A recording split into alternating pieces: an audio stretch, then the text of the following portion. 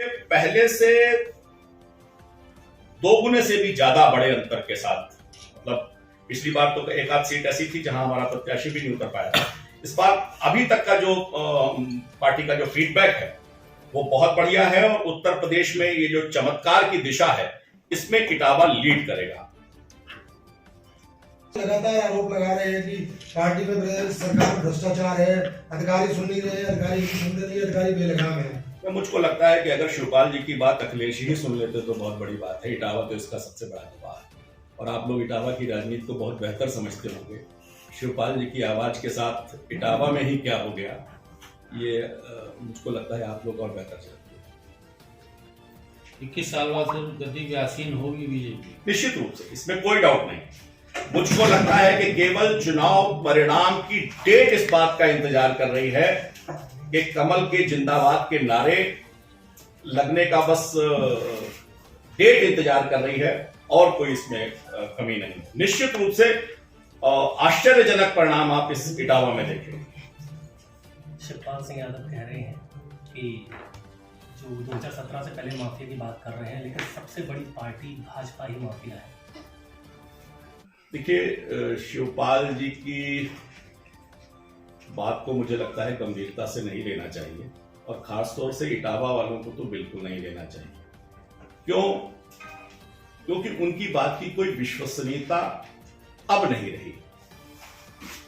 वो जिस पर आरोप लगा रहे हैं उसी के लिए गाने गाते थे, जिसका विरोध कर रहे हैं उसी के लिए यशोगान कर रहे हैं। तो मुझे लगता है कि शिवपाल जी ने अपनी विश्वसनीयता को समाप्त किया है और निश्चित रूप से जनता इस बात को स्वीकार कर चुकी है कि उत्तर प्रदेश में law and order, Uttar Pradesh में अपराध का नियंत्रण, उत्तर प्रदेश में माफियाओं का नियंत्रण, इसका आउटस्टैंडिंग परफॉर्मेंस बार बार लगातार उत्तर प्रदेश की जनता अपने परिणामों के आधार पर, चाहे लोकसभा का चुनाव हो, विधानसभा का चुनाव हो, नगर निगम का चुनाव हो, सहकारिता का चुनाव हो, हर बार जोरदार ढंग से दे रही है।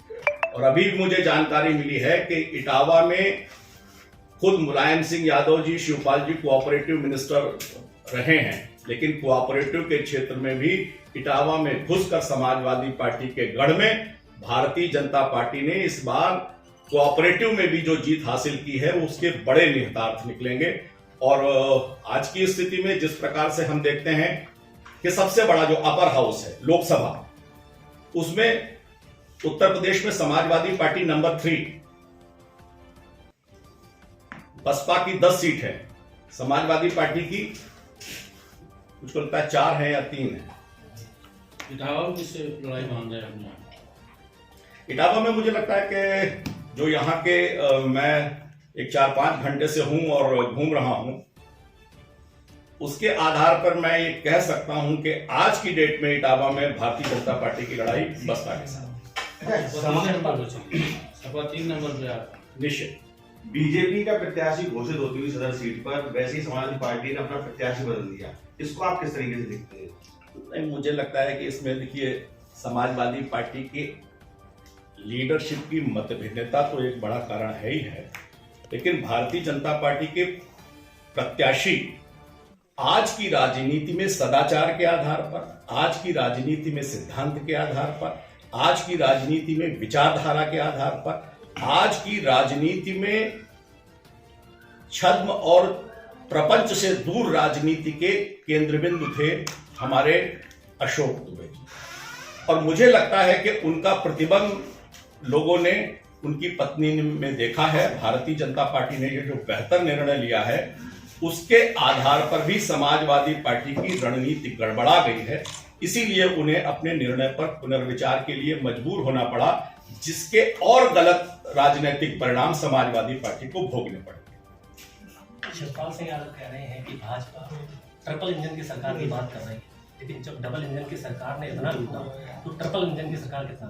देखिए, मुझे लगता है कि शिवपाल जी का गणित कमजोर है। बीते 5 सालों में उत्तर प्रदेश का बजट साइज जस्ट डबल हुआ है, 2 गुना। और 2 गुना बजट बताता है कि उत्तर प्रदेश में रेवेन्यू बढ़ा है, उत्तर प्रदेश में व्यापारियों ने कर संग्रह करके जनता को दिया है।